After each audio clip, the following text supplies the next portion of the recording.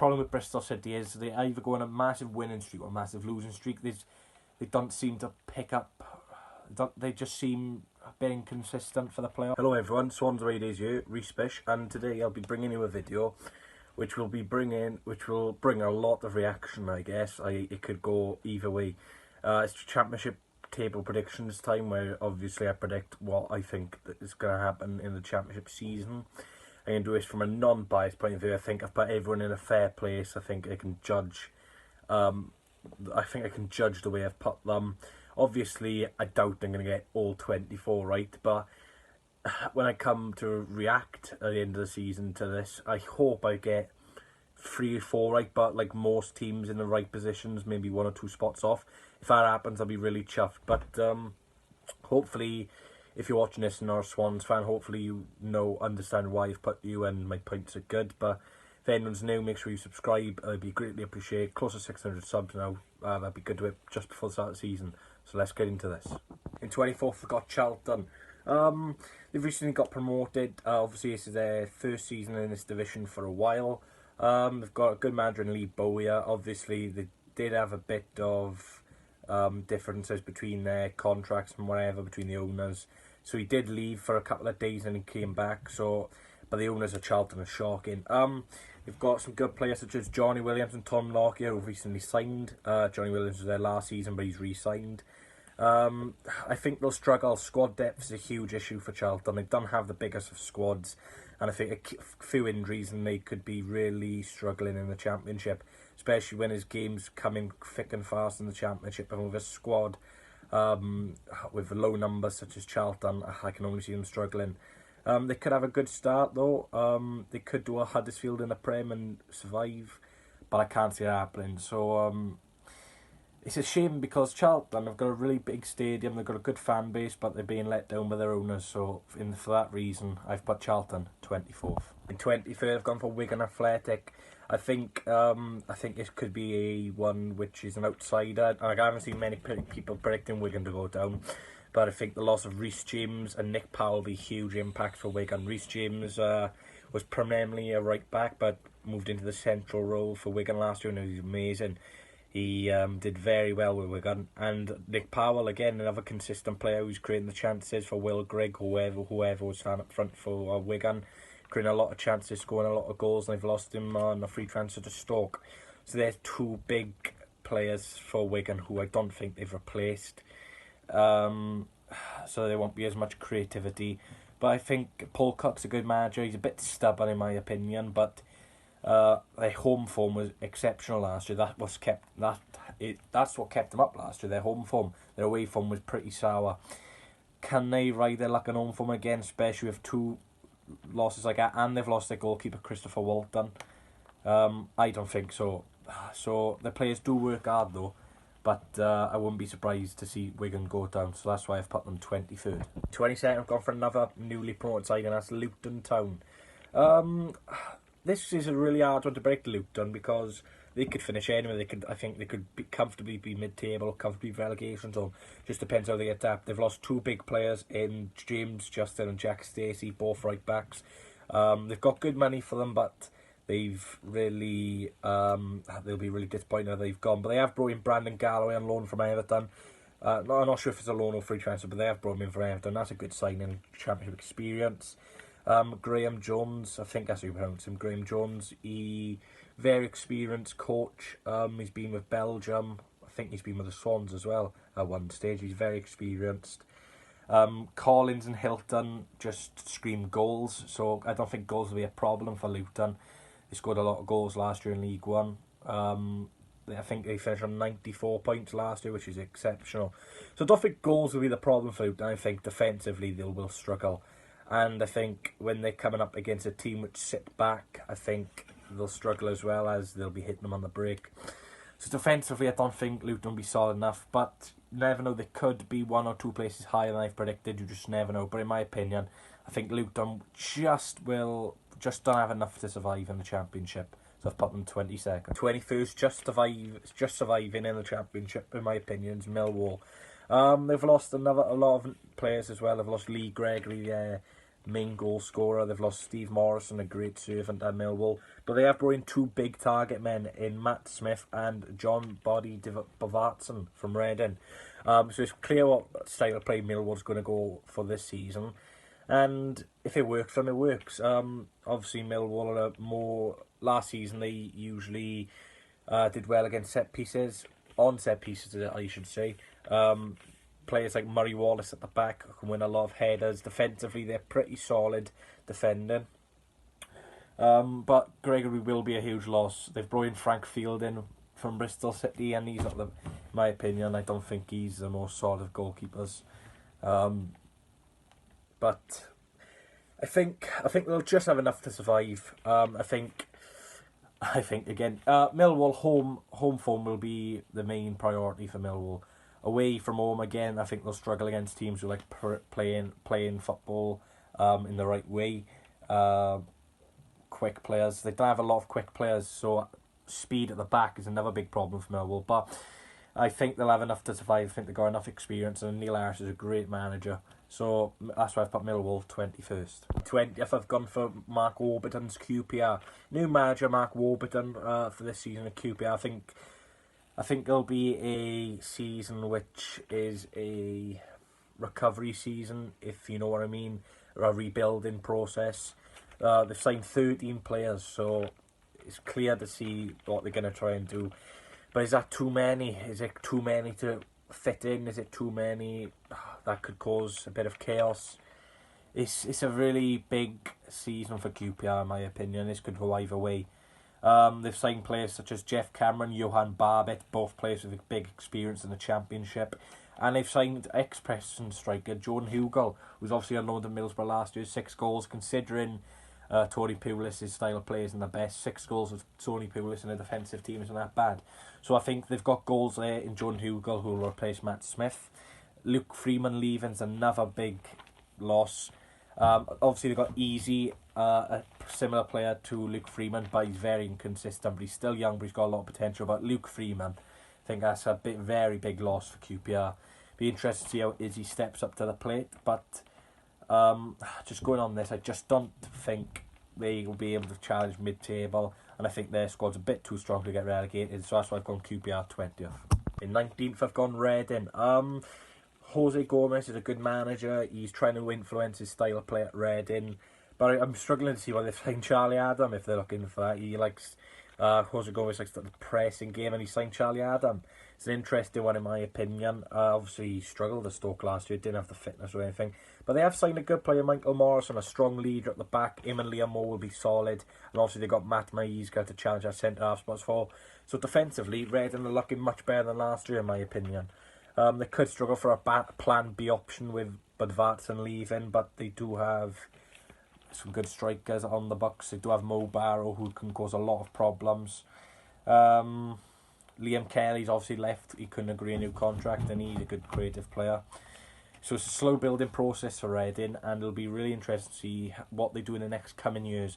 I think for the next couple of years, if Jose Gomez does stay, then they'll be pretty solid, be staying in the Championship, no problem. But be interested to see what their plan B option is with no John Budvartson at the club anymore. So that's why I've put Reading 19th. 19th, I've gone for a bit of a dark horse in Barnsley. Daniel Stendhal's a very good manager in my opinion. Similar style to us. Yeah, he's a very underrated manager. I think he can easily... I think he'll be a Prem manager in the future. His style of play is really good. They've signed players such as Connor Chaplin, which is a good signing. From Coventry, he could easily step up to this level. They've lost Ethan Pinnock and Liam Lindsay, which are 2 centre-backs, which could be a big loss. So they need to recruit in that area before the window ends. Barnsley have a pretty solid foundation. Their home form last year was pretty good, and obviously last time in the Championship they had to rely on Ollie McBurney to keep them up. But this year they've got players such as Connor Chaplin, like I've mentioned. I can't remember the other guy, but I can't remember him. Coley Woodrow as well. Get another Championship experience striker. So overall, I think Barnsley will have a good season. I think in their standards, I think they'll be pretty comfortable. I can just see Barnsley doing well at home. I can see them picking up a few points against the big boys as well. So that's why I've put it Barnsley 18th. Oakwell's a hard stadium to go to and pick up some points. I think the atmosphere will be pretty good there this season. So Barnsley are 18th. 17th I've gone for Sheffield Wednesday. Steve Bruce is, oh God, he's not helped Sheffield Wednesday out at all, has he? It was confirmed yesterday Lee Bullen is currently in charge and he'll be taking in charge of their first game. Yeah, it's not looking good for Sheffield Wednesday at the minute. They need a coach, but obviously they're trying to sort out legal issues with Steve Bruce, but shocking what he did. But they have signed some players. They've signed Kadeem Harris from Cardiff City, who brings pace and trickery into the side with George Boyd leaving. Moses Odubayo provides good depth in the fullback position. Obviously, he's a very experienced player on the Bucks of Brentford last year. They've obviously got some outstanding players in Adam Reach, Barry Bannon and Kieran Westwood in goal are all quality players. I think they could easily be playing for a bigger club. No offence, Sheffield Wednesday, like a Premier League low team, if you know what I mean.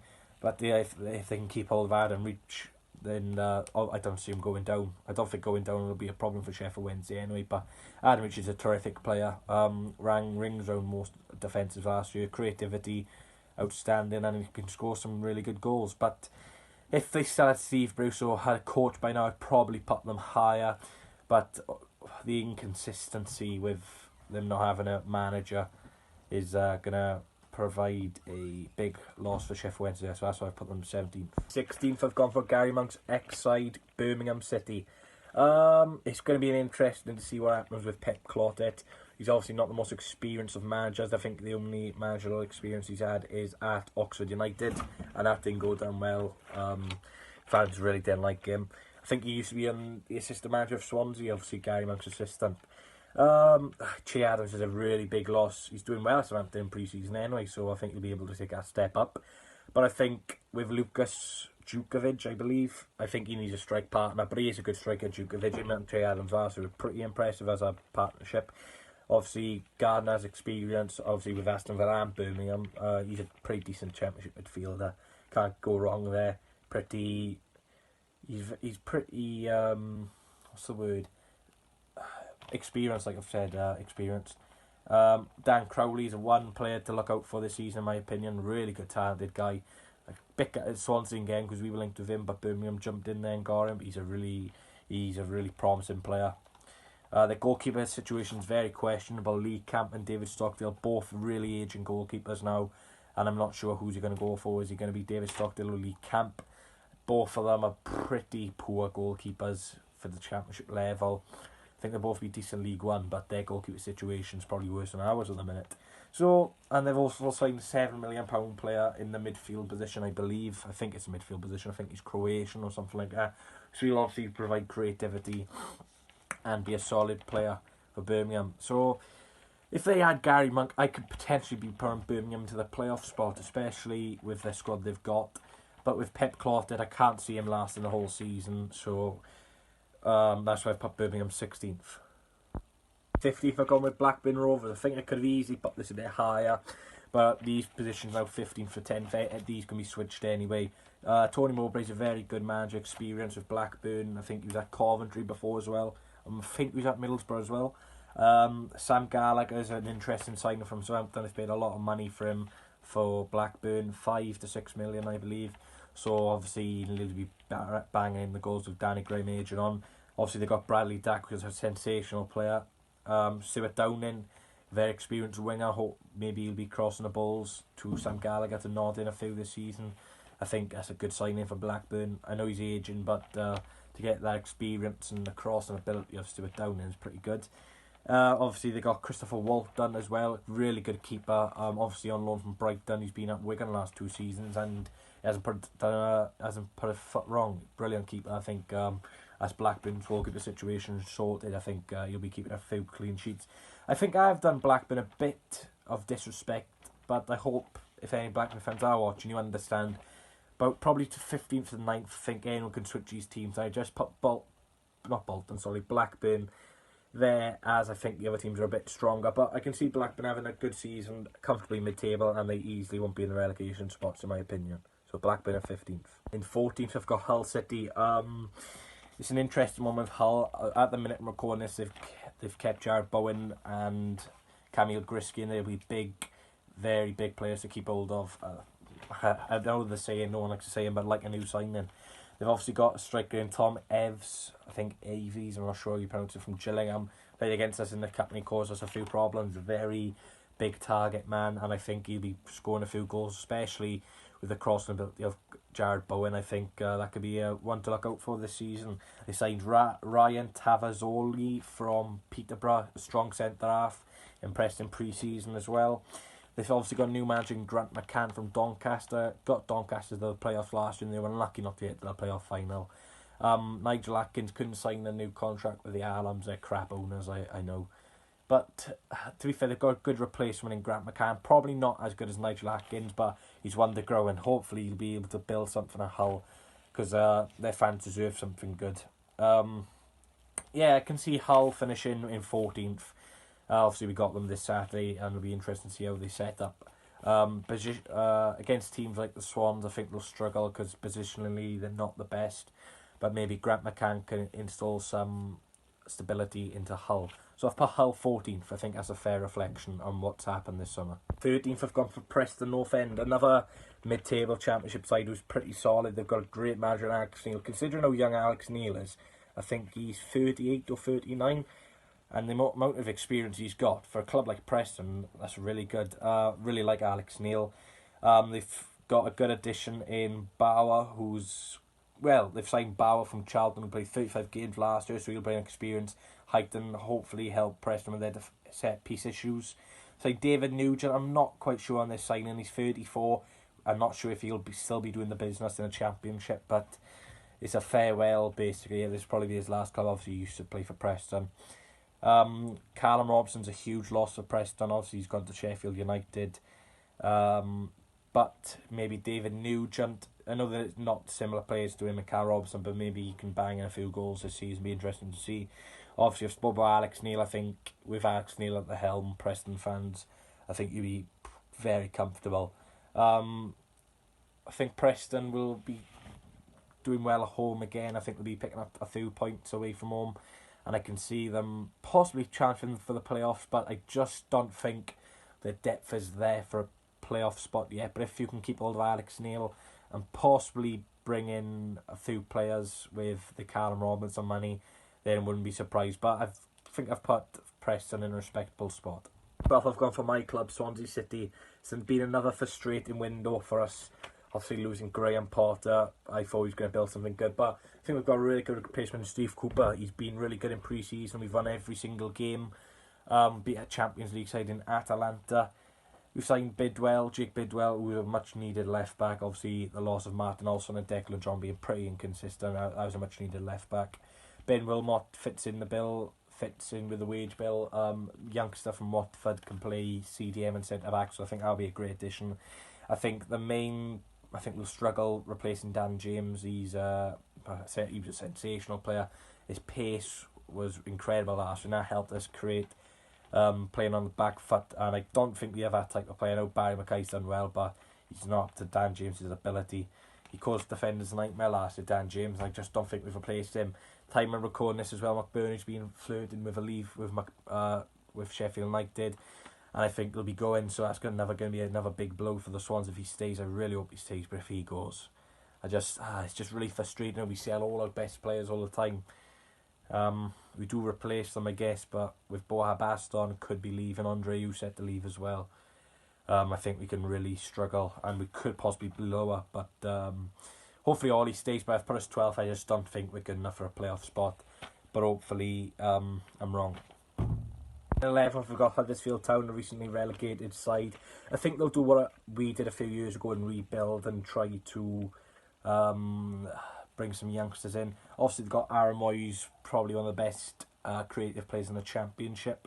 Tommy Elphick's a really good defender. He was a defender who was on loan to Hull City last year for one part of the season, then went back to Villa and he did well. Then they haven't really invested that heavily.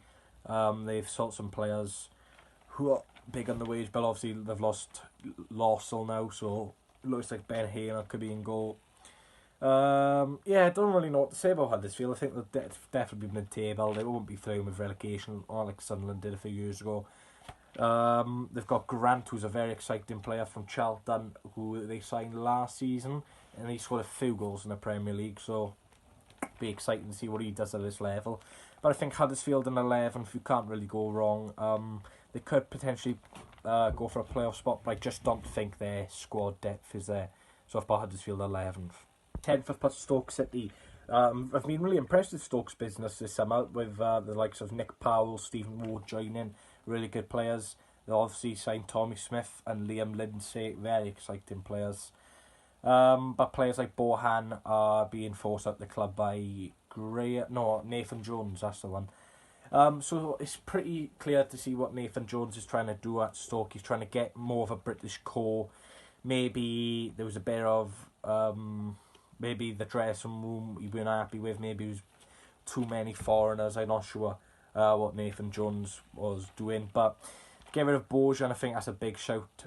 So more Stoke fans like Bohan, and he's a very creative player. But obviously they got likes of Tom Ince, who wasn't really hitting the heights last year. But they do have Joe Allen, who on his day can be one of the best in the league. They've got the Turbo, I think they've kept hold of him. Obviously Peter Crouch and have retired now. I think the striker could be the main issue for Stoke this year. That's why I haven't really put him in the playoffs. I know Sam Vokes is an experienced striker, but I don't think he's an out-and-out goal scorer Stoke need. But I think Stoke have improved heavily from last year, and I think they'll do much better. But again, I think I said this about QPR. Is there too many signings at once? Will they all be able to fit in? What's the squad harmony going to be like? So I think Stoke could easily go up. But in my opinion, I think they finished 10th, because I'm not sure about that squad harmony at Stoke. And obviously Ryan Shawcross is a big loss, and hopefully he recovers well. Obviously that injury was horrific. But that's why I've got Stoke 10th. 9th, I've got Derby County. I think they won't do as well as last year. Obviously last year they had the likes of Harry Wilson, Tamori, Mason Mount, and obviously they don't have them anymore. But they have made a good loan signing in Kieran Dowell, who used to play for Nottingham Forest, their rivals of course. I think he'll help the loss of Mason Mount a lot. But in my opinion, I can't see where the goals are going to come from again. I know they've got Martin Waghorn, but creative now. I know they've got Dowell, but right wing, who's going to play their centre-back could be a main issue with Richard Keogh getting on. Tamori is brilliant. I don't know who's going to be Esteban keepers. Is it going to be Scott Carson, or is it going to be Rose? Not Rose. Not sure. I can't pronounce his name. But obviously Philip Koku, I think that's how you pronounce his name, is a very experienced manager. Won a lot of titles in the Eredivisie, I believe. So it could be a season for Derby where they just repair. Obviously, losing Frank Lampard's a big loss. He did very well last year, and they got the playoff final. But I just think losing the likes of Harry Wilson, Tamori, and not getting them back could be a big problem for Derby. So that's why I've put them 9th. 8th now, I've got Nottingham Forest. Been pretty impressed with their business. They've signed Adnan Muric, Albert Adoma, and Thiago Silva. Adoma's the most experienced out of them, but Muric and Silva are very exciting players. They've lost a very creative player in Ben Osborne, but that could be. But they do have Carvalho. They got Lewis Graben, who's a goal scorer. They got Matty Cash, I still believe. Defensively, I think they do need a bit of improving. Obviously, they've still got do they have Ben Watson? I'm not sure, but they got a new coach in Sabri Lamouchi. If they have Martin O'Neill, I'll be flirting with low mid-tables. But Lamouchi looks a good, promising manager. Looks like he likes to play attacking football, which Nottingham Forest fans have missed the last few seasons at the City Ground. He's very experienced considering he's 47. They've got really good options going forward. They could potentially go to the playoffs, but I just think chopping and changing managers isn't the best option for Forest. I think if they can keep Lamouchi and keep the core of the squad for the next few seasons, there's no reason why they can't go to the Premier League. But because it's a new coach, I just think there's better managers in the Championship, and there's a few more players defensively which are better. I can just see Forest just missing out in the playoffs. That's why I've put them 8th. 7th, I've gone for Bristol City. I think the lack of a clinical goal scorer could be the main issue. I know they've got Deju and Andres Weimann, but I think a player like Ollie McBurney, a Lewis Graben, or a Dwight Gale, someone who bags 20 goals or 19 plus a season, I think they're missing that type of player. But the problem with Bristol City is they either go on a massive winning streak or a massive losing streak. They don't seem to pick up. They just seem a bit inconsistent for the playoff. They've re-signed Thomas Callas and Da Silva on permanent deals, which are good business. Lloyd Kelly's obviously a big loss, but can Da Silva fit that role? Be interesting to see. Obviously, Weimann and Deju are decent players. Webster's a really good defender. Bristol City fans must be chuffed they've kept hold of him. Obviously he's been linked with a move to Aston Villa, and Bristol City wanted 30 million. I'm not saying he's worth 30 million, but that's Bristol City's valuation, so it's clear to see they just don't want to sell. That's why they've put a price tag on him, which Villa obviously won't pay. I think Bristol City could easily get in the playoffs, but I just think that lack of a clinical goal scorer could really hurt Bristol City. So that's why I put them 7th. 6, now I might get a bit of stick for this, but I put Middlesbrough. A bit of an unknown sign under Jonathan Woodgate. I know he's a very inexperienced coach, but I just think they've got a really good squad not to be challenged for the playoffs. They've obviously got Darren Randolph, one of the best championship keepers in the league. I think defensively they're very solid. Obviously kept a lot of clean sheets under Tony Pulis last year. Didn't concede that many goals. But I think Jonathan Woodgate will improve this attack, which means they'll be playing good football with a solid defence. So I just think if you can get the likes of Britta Sambalonga scoring and Marcus Brown, who's a new signing, and creating some chances, I think Middlesbrough will easily be in their playoffs. Obviously they've lost Flint, but he wasn't that good last year. He was very inconsistent. Obviously they got Ayala and players like that. Hugo could be a loss, but he only scored 6 goals last year. But they didn't. I think Middlesbrough scored less goals than Rotherham, and they went down. But I think that'll be fixed this season with Jonathan Woodgate coming in and wanting to bring in an attacking style. So that's why I've put Middlesbrough in their last playoff spot, which is 6th. 5th, I've got our main rivals, Cardiff City. I think they could finish higher than this, but I think 5th. I'll explain my choice now. Walk's a good character. He's a good manager in the Championship. You can't really argue with that.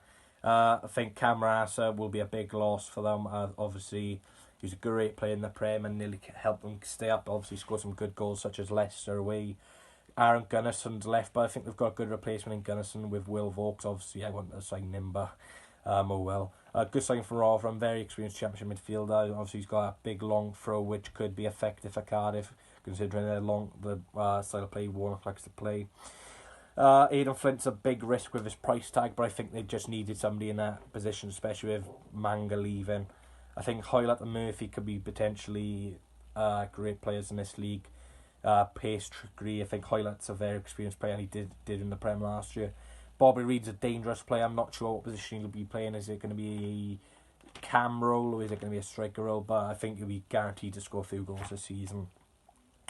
Bamba and Morrison are pretty solid centre halves. I think Bamba's out until October anyway, so Flint will have to be playing. But Morrison's a pretty solid centre half, and I think they've got one of the best keepers in the Championship with Neil Etheridge. I think Cardiff could be possibly challenging for automatic promotions, but I think 5th, just because if they're against a team which sits back, like Cardiff seem to do, then I think they could struggle. But I think Cardiff could potentially be going up, unfortunately for me, but this is non-biased. So Cardiff 5th. In 4th, I've got Brentford. They didn't have the best season to last season, especially with Dean Smith leaving and Thomas Frank. I think Thomas Frank could be the main issue for Brentford. I really don't rate Thomas Frank. I know he's a young coach, but he just seems a pushover. Doesn't seem to have a plan B. But I think their squad's too good not to be challenging for the playoffs. They've obviously got Pontus Jansson, one of the best defenders in the league. I think defensively last year Brentford struggled. They've got Jensen and Nørgaard, 2 excellent Danish signings in the centre of the park. So that'll be really good chemistry for Brentford. Conser and Sawyers are big losses. Conser could be a big loss, but they've got Janssen, so that can be a problem. If they can keep hold of Neil Maupay, Benrahma, I think they'll be fine. Maupay, he's a similar character to Diego Costa. You hate him, but if he was on your team, you'd love him. I think Brentford could easily be going up in the automatic promotions, but the only reason I put them first or second is because of their manager. But overall, I think Brentford, their last season at Griffin Park, they want to finish it on a good spell, similar to West Ham when they were at Upton Park. They had a really good season, so I could see Brentford finishing 4th. Third, this could surprise a few people. I've gone for Fulham. The only reason I've gone for Fulham is defensively. They conceded 80 goals last year, and they haven't really sorted that problem out. I know it's a big drop between the Premier League and Championship, but there's still some great players in this league will cause problems. Another reason why they aren't in the automatic promotions, in my opinion, is because Scott Parker is very inexperienced. I think they should have gone for somebody like a Slaven Bilic, who even got their former coach back. But they've got some good players in I can't pronounce his name. The Wolves winger, I think Anthony Knockaert, good signings, will provide great depth and ability, especially if Ryan Sessegnon leaves. I think Alfie Mawson could be a dark horse in the Championship. I don't think many people are rating him. Obviously, he had an injury hit spell, but at Swansea was sensational. Mitrovic in the Championship's just crazy. Probably going to be Golden Boot winner. I think Seri could be missed in the centre of the park. I know he didn't have the best of spells at Fulham last year, but I think in the Championship he'd be brilliant. Yeah, their main problem is the goals they'll concede. Not sure whether they'll be able to keep. Obviously Rico's left now, but attacking wise I don't think that'll be a problem for Fulham, but defensively I think that's where they could potentially struggle not to get in the automatic promotion places. Second, who I believe is going up is West Brom. I think Slaven Bilic is a great manager and will get the best out of their squad. I think they've made some really cheap and clever signings such as Semi Ajayi, Darnell Furlong, Romain Sawyer, some really clever signings and business by Slaven Bilic here. I think Kenneth Zohore is a big risk at that price tag for their main striker. I'm not sure if he'll be doing the business, but be interested to see what Slaven Bilic can get out of them. Dawson, Gale and Rodriguez will be extremely missed, especially Gale and Rodriguez for the goals and partnership they required last year. Be interested to see what from. I don't think we'll be playing two up front. Obviously, they got Hal Robson-Kanu on the books as well. But I think Semi Ajayi will replace Dawson. And obviously, he's a great player, Semi Ajayi. I think they'll have different qualities. I don't think they'll be as long ball as last year. I think Sam Bilic is that type of manager. I think they'll be passing it much more at the back. Obviously, Sam Johnson is another terrific goalkeeper. There's a lot of terrific goalkeepers in the league now. And I just think West Brom have a good squad now. I think they've probably settled in the league. And with Slaven Bilic at the helm, I just think they're too good not to go up. Who I think will win the Championship is Leeds United. I know they got this name, Bottle Jobs or whatever, but I think with Belisa, he showed what he could do last year. I think they did deteriorate the last couple of weeks of the season. Obviously, losing at home to Wigan wasn't helped, but I think he's the best coach in the Championship. Getting the best out of players like a Bamford. He's not the best of strikers. Patrick Bamford obviously got a big fee signing from Chelsea or Middlesbrough. I think it was from Middlesbrough, but I think this all depends on Kemar Roofe staying fit. I think he's their main striker, Kemar Roofe for Leeds. I think he bangs in the goals guaranteed. Obviously, they got players such as Pablo Hernandez. They've got Clark back on loan from Tottenham. Obviously, he signed for Tottenham, has obviously gone back, so that's good bit of business from Leeds. Held across this class, and it's important getting Clark back. Like I said, Janssen could be a big miss, but obviously they got Cooper at the back. They've got players like Luke Ayling, Barry Douglas, who was a bit injured last year, and he's brilliant. I just think this is Leeds' year to go up. I know they've got this name, Bottle Jobs, but I just think Belisa is going to sort that out. Obviously, Pontus Jansson could have affected the dressing room, such as when they obviously gave that goal to Aston Villa. He didn't want them to give that goal. I think that's where the relationship between him and Marseille will be also ruined.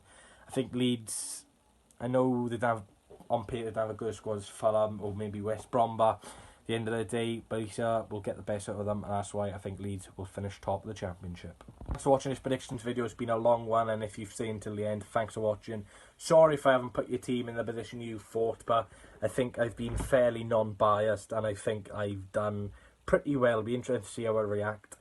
But a lot of effort's gone into this video, so if you can leave a like, I'll be really appreciate it. Obviously, seeing Saturday now. Might be doing a video on Ollie McBurdy, but who knows. Obviously, Hull Saturday, make sure you leave a like.